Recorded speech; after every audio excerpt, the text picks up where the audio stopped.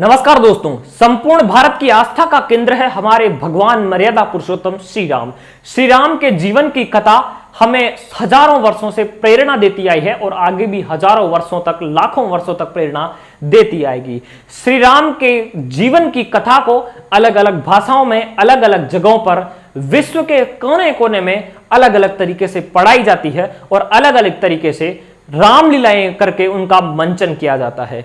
विश्व में राम के अलावा कोई भी ऐसा व्यक्तित्व नहीं है जिस पर 300 से ज्यादा अलग अलग प्रकार की अलग अलग भाषाओं में किताबें लिखी गई है। यानी 300 से ज्यादा रामायण है और कई भाषाओं में जैसे हिंदी, मराठी, संस्कृत, बांग्ला, तमिल, तेलुगु, उड़िया, गुजराती, मलयालम, कन्नड़, असमिया, उर्दू, अरबी, पारसी आदि में भी अलग अलग प्रकार से रामायण के बारे में, श्री राम के बारे में और उनके चरित्र के बारे में, उनकी मर्यादाओं के बारे में बखान किया जाता है। इतना साहित्य होने के बावजूद अगर राम के ही देश के किसी राज्य में भगवान श्री राम के बारे में गलत तरीके से पढ़ाया जाए, अगर स्टूडेंट्स को स्कूल्स में, और राम भक्त सो जाएं, तो फिर उन्हें जगाने के लिए आंदोलन करना पड़ता है, हंगामा खड़ा करना पड़ता है। और आज के वीडियो में हम इसी पर चर्चा करेंगे, उस राज्य के बारे में चर्चा करेंगे जहां श्री राम को विदेशी बताया जाता है, श्री राम को आक्रमणकारी बताया जाता है, जहां पढ़ाया जा रहा है कि राम शब्द रोमिंग से लिया गया है और राम तो किसी एक कबीले के सरदार थे जो आक्रमण करके भारत में आए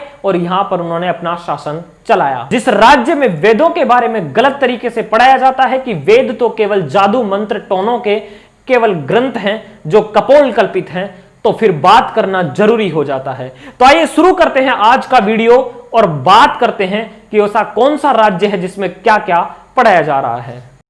भारत का एक राज्य है पश्चिम बंगाल, जहां 34 वर्ष तक वामपंथियों की सरकार रही और 2011 से लेकर अब तक वहां पर तृणमूल कांग्रेस की सरकार रही, यानी ममता दीदी की सरकार रही। हालांकि ममता दीदी वामपंथी नहीं है, लेकिन ममता दीदी कांग्रेस और वामपंथ का कॉम्बो है, यानी वो कांग्रेसी भी है और वो वामपंथी है। और हमेशा हिंदू धर्म और हिंदू धर्म का संस्कृति का विरोध करने वाली ममता दीदी 2011 से लेकर अब तक वहां पर शासन कर रही है।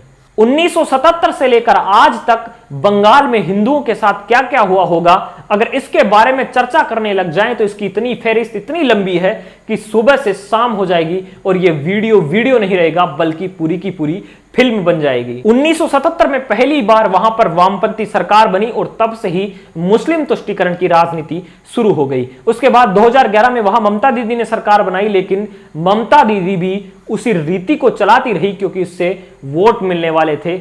हिंदुओं का विरोध और मुस्लिम तुष्टीकरण की नीति ही ममता दीदी की मुख्य नीति रही। पश्चिम बंगाल वो राज्य है जहां श्री राम का नारा लगाने पर गला रेत कर मार दिया जाता है, जहां पूजा करने पर प्रतिबंध लगा दिए जाते हैं, पांडाल बनाने पर, दुर्गा पांडाल बनाने पर प्रतिबंध लगा दिए जाते हैं, मंदिर की घंटियों से लोगों को तकलीफ होती है और अजान की आवाज से कानों को सुकून मिलता है। हिंदुओं की आवाज उठाने वाले कार्यकर्ताओं का दिन दहाड़े गोली मारकर या गला रेत कर हत्या कर दी जाती है। लेकिन इन सबसे बड़ी और खास बात यह है कि वहां की परीक्षाओं में किस प्रकार के सवाल पूछे जाते हैं, वहां का सिलेबस में किस प्रकार राम के बारे में पढ़ाया जाता है, वेदों व हिंदू धर्म ग्रंथों के बारे में किस तरीके से क्या क्या पढ़ाया जाता है। सबसे पहले बात करते हैं कि वहां की कक्षा 6 की पुस्तक में श्री राम के बारे में क्या पढ़ाया जाता है।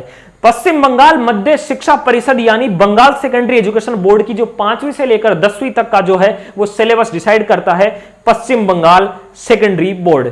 पश्चिम बंगाल सेकेंडरी बोर्ड की इस कक्षा 6 के इतिहास की पुस्तक में भगवान श्री राम को विदेशी बताया गया है, आक्रमणकारी बताया गया है और कहा गया है कि तो किसी घुमंत कबीले के सरदार थे जो वहां से यहां पर आए, वहां पर इन्होंने आक्रमण किया और आक्रमण करने के बाद यहीं बस गए और उन्होंने अपना राज्य स्थापित किया। राम शब्द को यह बताते हैं कि यह रोमिंग शब्द से लिया गया है, यानी यह रोम से लिया गया है। राम शब्द के बारे में उसके साथ साथ ही कहा जाता है कि राम जी तो बाहर से थे और रावण व उसके कुल के सभी राक्षसों को भद्र पुरुष कहा जाता है इस किताब में। इसी किताब में अथर्ववेद को बारे में कहा जा रहा है कि यह और कुछ नहीं बल्कि एक जादू मंत्रों का कलेक्शन मात्र भर है। इस पुस्तक में लिखा है कि वैदिक काल में गाय का मांस खाया जाता था और गोत्र जो हमारे नाम के साथ लगाया जाता है वो गोत्र का मतलब है कि गाय बांधने का स्थान। इसी पुस्तक में रामायण व महाभारत के काल को व अनेक झूठ दिग्भ्रमित करने के आधार पर इसमें पढ़ाया जाता है। राम ही के देश में 80 करोड़ हिंदू जनसंख्या होने के बावजूद अगर हिंदुस्तान के ही किसी राज्य में अगर इस तरीके से चरित्र चित्रण किया जाता है तो सोच कर देखिए, जो बांग्लादेश है, अफगानिस्तान है, पाकिस्तान है, वहां पर हिंदू और हिंदू संस्कृति का किस तरीके से मजाक उड़ाया जाता होगा और वहां पर हिंदुओं के क्या हालात होंगे, यह अंदाज लगाना कोई बड़ा मुश्किल नहीं है। जब इस किताब के बारे में हमने जानकारी इकट्ठी की तो इसमें पता चला कि किताब के संपादक है शांतिदूत मोहम्मद सरीन मसूद। ये शांतिदूत मसूद जी वही हैं जिन्होंने अपनी किताब में क्रांतिकारी खुदीराम बोस को आतंकवादी बताया है। बंगाल में इन शांति दूतों के मंसूबे कामयाब होने के कई कारण हो सकते हैं, जिनमें मुख्य रूप से पहला कारण है वहां की सरकार जो मुस्लिम तुष्टीकरण और मुस्लिम पोषक राजनीति करती है, हिंदुओं का विरोध करती है। और दूसरा जो सबसे बड़ा मुख्य कारण है बंगाली हिंदुओं का निर्वीर्यपन, हिजड़ापन। मैं तो जानकर ये बड़ा हैरान हूं क्योंकि बंगाल की भूमि पर जहां सुभाष चंद्र बोस जैसे क्रांतिकारी और विवेकानंद जैसे संत होने के बावजूद वहां के लोगों में यह नपुंसकता कैसे आ गई है। ऐसी क्या स्थिति हो गई कि पिछले 43 साल से यानी 1977 से लेकर आज तक वो एक गुलामी जैसी जिंदगी जीने के लिए विवश है।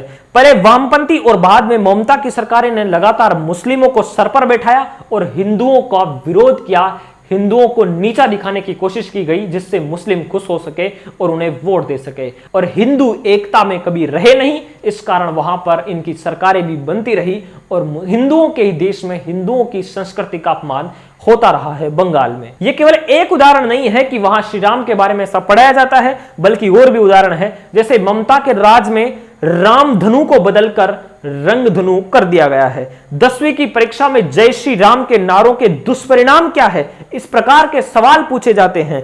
8वीं कक्षा की हिस्ट्री की किताब में खुदीराम बोस को आतंकवादी बताया जाता है और जय श्री राम का नारा लगाने पर टीचर द्वारा स्टूडेंट को मारपीट दिया जाता है। यह हो रहा है हिंदुओं के ही देश बंगाल में, हिंदुओं के ही देश भारत के बंगाल में। यह तो बात हुई समस्या की। अब बात करते हैं सॉल्यूशन की। दोस्तों, अगर लोकतंत्र में कोई बड़ा बदलाव होता है वो होता है आपके वोट से। लेकिन अब जो 43 साल से आप परंपरा चलाते आ रहे थे उस परंपरा को अब तोड़ना होगा। दोस्तों, बंगाल में जो टोटल पॉपुलेशन है वो लगभग 10 करोड़ है, जिसमें टोटल वोटर है लगभग 6 करोड़। टोटल पॉपुलेशन का 70% पॉपुलेशन हिंदुओं की है, यानी 7 करोड़ के लगभग वहां पर हिंदू है। केवल 3 डिस्ट्रिक्ट मुर्शिदाबाद, उत्तर दिनाजपुर और मालदा को छोड़कर सभी डिस्ट्रिक्ट हिंदू मेजोरिटी में है। मुझे तो यह जानकर बड़ी तकलीफ हुई कि 70% वोटर हिंदू होने के बावजूद भी पिछले 43 साल में वहां पर हिंदू विरोधी ताकतें कैसे शासन कर रही है। जिन्होंने हिंदुओं को गाली दी, हिंदू देवी देवताओं को गाली दी, वो पिछले 43 साल से किस प्रकार से वहां पर राज कर रही है, ये मेरे बिल्कुल भी समझ से बाहर है। लेकिन दोस्तों, इस बार आने वाले इलेक्शन में आपको अपने वोट की ताकत, आपकी एकता की ताकत आपको दिखाना है, अपने बाहुबल और सामर्थ्य बल और एकता के बल को दिखाना है और ममता बनर्जी और सीपीएम को वहां से बाहर निकालकर फेंकना है। क्योंकि सिर्फ और सिर्फ इन्हें हटाने के बाद ही आपका धर्म सुरक्षित रह पाएगा, आपकी संस्कृति बच पाएगी। बहुत बहुत धन्यवाद वीडियो देखने के लिए। अगर आपको ये पसंद आया है तो लाइक करें, कमेंट करें और चैनल पर नए आए हैं तो चैनल को जरूर सब्सक्राइब करें। जय हिंद, जय श्री राम।